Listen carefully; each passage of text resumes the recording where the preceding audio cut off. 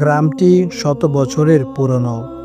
দক্ষিণ কোণে একটা শ্মশান ঘাট, যেখানে এখন আর কাউকে দাহ করা হয় না। শোনা যায় এক সময় জমিদারদের সব দাহ করা হতো সেখানে।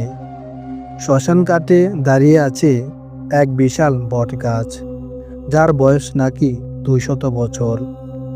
গাছটি এমন যা কেউ কাটতে চায়নি, কারণ গ্রামের লোকজন বলে ওটা গাছ না, আত্মাদের আস্তানা। যেই দিন কাটতে যাবে সেই দিন গাছ রক্ত জড়াবে। দিনের বেলায় গাছটি নীরব, কিন্তু সন্ধ্যার পর গাছের ডাল নড়ে ছড়ে পরে শুকনো পাতা, আর মাঝে মাঝে শোনা যায় হালকা মৃদু হাসি, হি হি হি, যেন গাছ কথা বলে।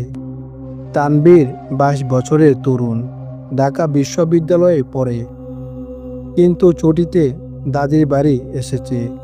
সে ভূতে বিশ্বাস করে না। রাতে গ্রামের পুকুর ঘাটে বন্ধুদের সাথে আড্ডা দিতে দিতে তারা হঠাৎ একটা বাজি ধরে। ভূত মানিস না? তাহলে ওই শ্মশানের বট গাছের নিচে গিয়ে এক রাত কাটা সাহস থাকলে। তানবীর হেসে রাজি হয়ে যায়।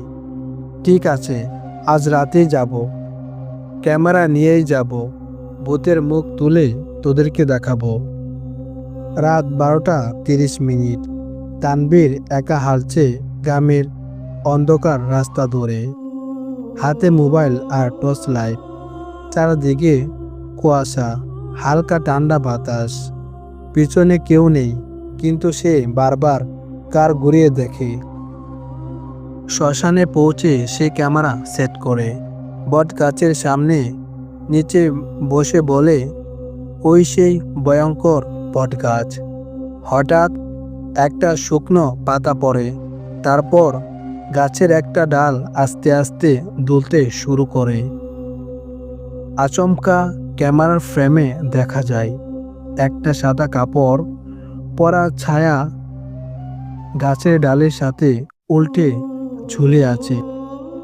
মুখ নেই, চোখ ফাঁকা গর্ত।